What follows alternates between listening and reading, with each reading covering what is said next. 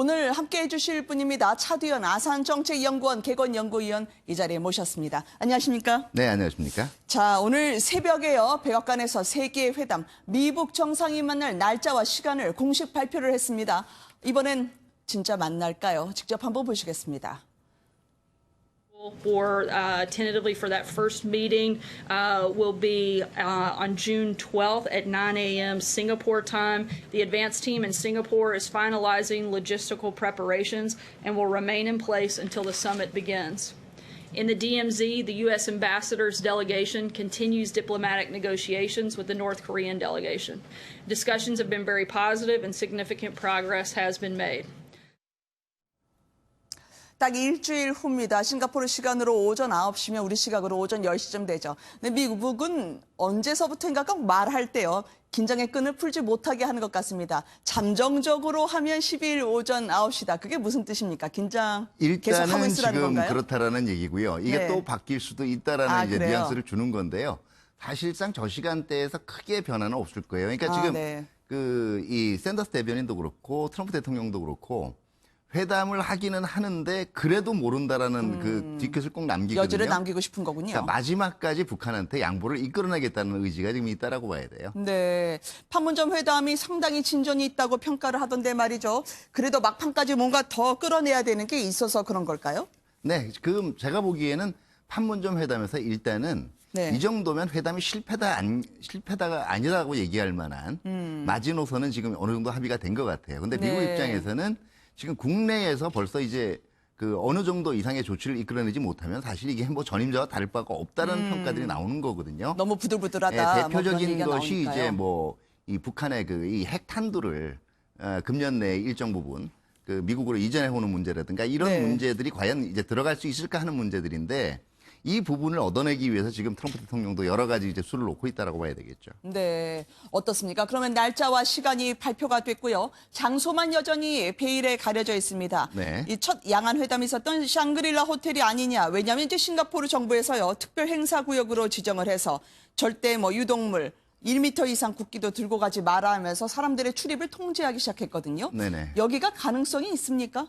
지금 일단은 그 여기 이제 특별 행사 구역으로 지정이 된 거는요. 네. 여기가 일단 그 트럼프 대통령이 여기 묵는 거는 거의 확실해요. 아, 그래요? 예, 그렇기 때문에 경호나 이 문제 때문에 그 사실만으로도 특별 행사 구역 그 이 지정은 네. 제가 보기에는 그 사전 포석이라고 볼 수가 있고 지금 사실은 뭐 언론 노출도라든가 이런 면으로 볼 때는 네. 경호도 뭐 그렇게 나쁘지가 않고 여건이 샹그릴라 호텔이 최적지기는 해요. 그동안 국제 행사도 여러 번 했고. 네. 그렇기 때문에 그리고 트럼프 대통령 입장에서는 되도록이면 네. 김정은 위원장이 그 이 다른 호텔에서 자기를 만나러 오는 모양새를 보여주는 게 사실은 최적이겠죠. 네. 기싸움이 벌써 시작되는군요. 예, 네. 이 문제가 이제 이 과연 여기가 그 특히 김정은 위원장 같은 경우는 국제 무대 처음 데뷔거든요, 지금. 그렇죠. 대중 앞에 노출되는 건데 두 가지 문제가 있어요. 하나는 여전히 경호에 대한 강박관념을 가지고 있을 거라는 거고요. 네. 두 번째는 위신의 문제인데 이 북한에 대한 대외적인 인상이라는 것이 뭐 우리는 판문점 회담 거쳤으니까 좀 좋아졌겠지만은 네. 그래도 인권 탄압 이런 문제들이 있단 말이에요. 그 대규모 시위는 지금 특별행사구역으로 지정이 됐기 때문에 어느 네. 구역이든 하지는 못해요. 근데 인권 단체들이 기습 그 시위 같은 거를 할 가능성이 있거든요. 그렇군요. 네. 더구나 이 싱가포르 바로 옆에 나라인 말레이시아에서 작년에 이복 형이 암살이 됐잖아요. 그러니까 이 이미지가 여전히 김정남이요. 남아있거든요. 네, 무슨 말씀인지 알겠어요. 이 신경 안 쓰는 척해도 북한에서는 이것저것 본인들이 경호나 안전에 고려사항을 많이 넣을 수밖에 없겠다는 말씀이시겠네요. 네네. 아무래도 오솔길, 이 목적 건물과 함께 우리 판문점에서의 도보다리 산책을 꾀할 수 있는 그곳이 샹그릴라 호텔이 있지 않을까. 그래서 많은 사람들이 이곳을 지정을 하고 있습니다만 말씀하신 것처럼요. 이거 벌써부터 호텔이 공개가 되면 경호상 김정은이 두려워할 수 있기 때문에 오히려 이게 미끼 아니냐라는 얘기도 있거든요. 그렇죠. 그러니까 지금 딴 데서 할 수도 있다 그런 거죠. 예, 북한을 예우해주는 모양새로서도 여전히 지금 카드를 가지고 있는 거예요. 다시 네. 말해서 제3의 장소에서 할 경우에 북한이 가장 이 신경 쓰는 모양새가 거의 그 대등한 존재로서 만나겠다라는 얘기거든요. 그러니까 그러면, 서로가 그럼 양자가 트럼프 누구 한 대통령이- 분 그렇죠. 사람 꿀리지 않고 당당하게 그렇죠. 만나고 싶다 그거군요. 그러면 트럼프 대통령이 묵고 있는 샹그릴라 호텔로 찾아온다는 상징성은 조금 무리가 네. 있죠. 만약에 일부 얘기되는 대로 지금 센토사 섬에 있는 카펠라 호텔로 할 경우 제3지대가 된단 말이에요. 거기는 또 이 장소 통제가 용이하고 경호에는 굉장히 적합할 수가 있어요. 네. 그렇기 때문에 과연 이제 이 샹그리라냐 아니면은 이 카펠라냐 아니면 또 제3의 장소냐 이거는 미리 혹시라도 있을 수 있는 경호상의 문제를 위해서 정보를 미리 주지 않는 측면도 있고요. 네. 이거 자체를 협상 카드화하겠다라는 의도도 어느 정도는 있다라고 봐야겠죠. 이 벌써부터 서로가 서로에게요. 지금 기선 제압을 위해서 많은 심도 깊은 고려가 이루어지고 있는 것 같습니다. 이 전례 없는 미국 정상회담, 예측 불허의 두 정상 아니겠습니까? 네네. 이 정상회담에서요. 지금 그렇게 되면 워낙 키가 트럼프 대통령이 크기 때문에 네.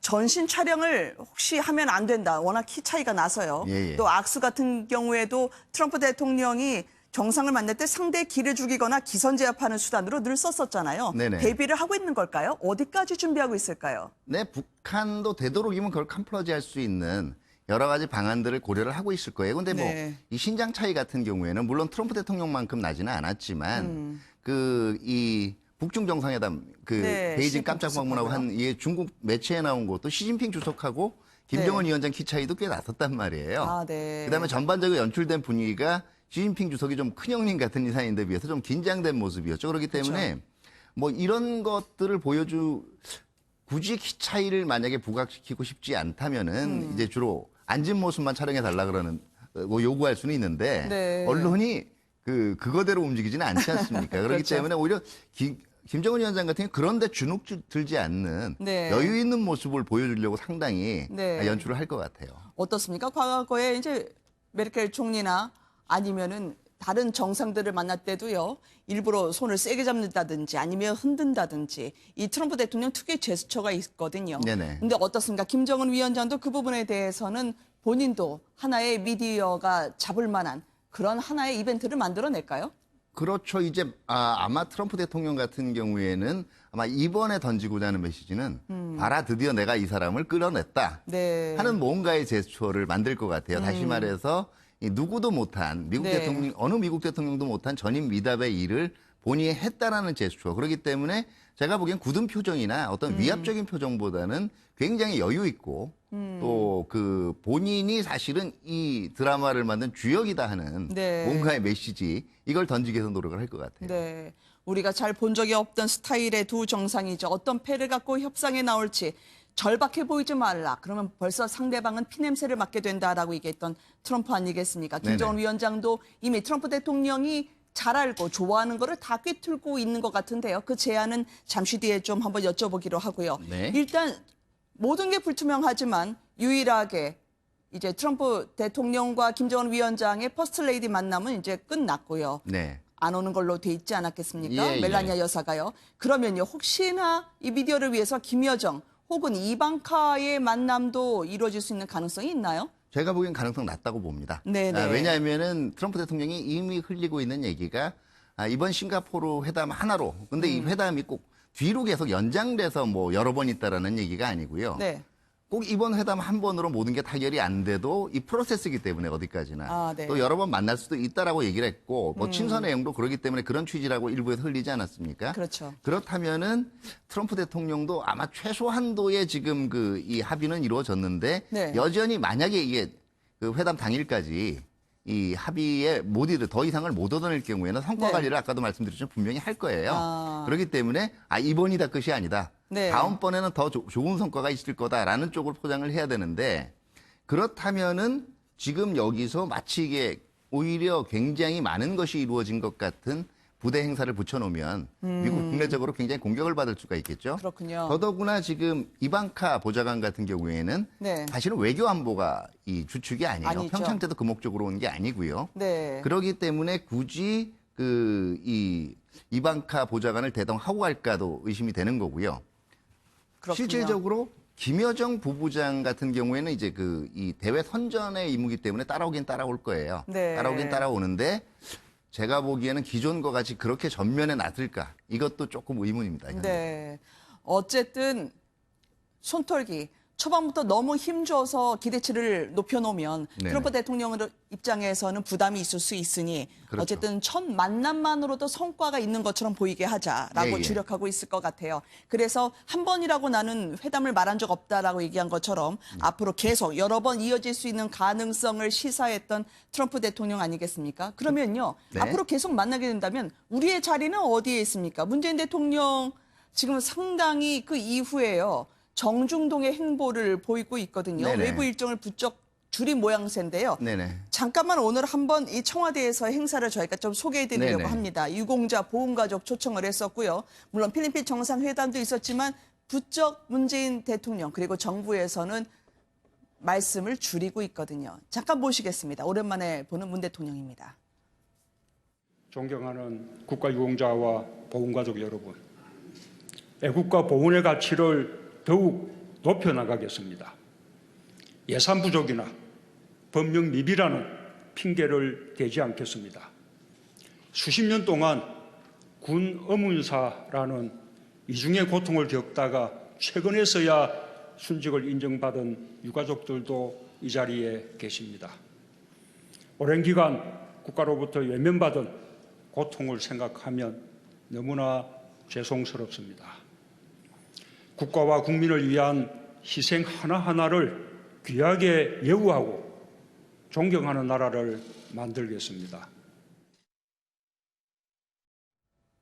미국 정상회담이 취소된 이후에는 부쩍 불필요한 구설수는 우리가 만들지 말자라고 하는 네네. 단단히 단속하고 있는 것처럼 보입니다. 무엇을 대변인에게 물어도 아직까지 아는 사항 없다라고 얘기하는데요. 네네. 혹시나 싱가포르는 아니에요. 그 이후에 남북미 정상회담 예. 이 부분에 대한 성사 가능성은 통보를 받지 못한 걸까요? 만약에 제가 볼 때는 통보를 받고도 어떤 이 현재의 분위기 때문에 그렇다는 경우라면은 제가 보기에는 미국 측에서 이미 흘러나왔을 가능성이 있어요. 그래요? 네, 그러니까 3자를 추진을 하고 있다라는 게 물론 지금 일정상 보면은 여전히 열려 있긴 하지만 또 트럼프 대통령이 깜짝 쇼를 좋아하기 때문에 네. 타결이 났다라는 거를 이제 굉장히 만족을 표시하는 의미에서 바로 전날 갑자기 발표를 할 수도 있어요. 네. 그렇기 때문에 아직은 제가 보기에는 확실하게 통보는 안 간 것 같아요. 네, 워낙 트럼프 대통령이 미디어 시선받기를 좋아하는 예, 예. 사람이다 보니까요. 우리 쪽에서는 철저히 이 양자를 배려하자라고 할 수도 있을 것 같은데요. 네네. 그러면은요, 이 트럼프 대통령이 종전 선언을 할지, 그러면 우리 쪽에서는 좀 불가침이라는 것까지 좀 얹고 싶어하는 걸까요? 아직 이른 발상입니까? 네, 청와대 입장에서도 김의겸 대변인이 얘기했죠. 그건 좀 너무 나간 그러게요. 얘기라는 오늘 거죠. 아침에 다시 말해서 브리핑에서 얘기했죠. 정치적인 선언의 의미로서의 종전 선언하고 그다음에 불가침 확약 그다음에 협정 이런 문제는 다 이 서로 차원이 다른 문제고 네. 이건 앞으로 북한의 비핵화와 상응해서 일어나야 되는 거거든요. 네. 사실은 어떻게 보면 종전 선언도 이 북한이 어떤 약속을 이제 12일 회담에서 할지는 모르겠지만 북한이 실질적인 비핵화의 상징적인 초기 단계 조치들을 보여주지 않은 상황에서 종전선언을 한다라는 얘기는 어떤 얘기냐면요. 네. 북한이 마지막 초기 단계 조치에 굉장한 걸 약속을 했다는 얘기예요. 아까 말씀드렸듯이 핵탄두의 한 절반 아니면은 상당량을 금년 내에 미국으로 미국이나 제3국으로 반출한다. 이전한다든가 네. 이런 조치가 나와야 되는 건데 제가 보기에는 그렇기 때문에 우리가 지금 바라는 건 사실 그거예요. 합의가 그렇게 원만히 잘 이루어지고 트럼프 대통령이 그러기 때문에 통 크게 그러면 먼저 한번 이번에는 양보를 해줄게 하는 의미에서 우리 문재인 대통령께서도 이제 싱가포르로 오게 해서 3자 종전선언을 하는 것이 가장 좋은 그림이 되는 건 맞는데요. 네.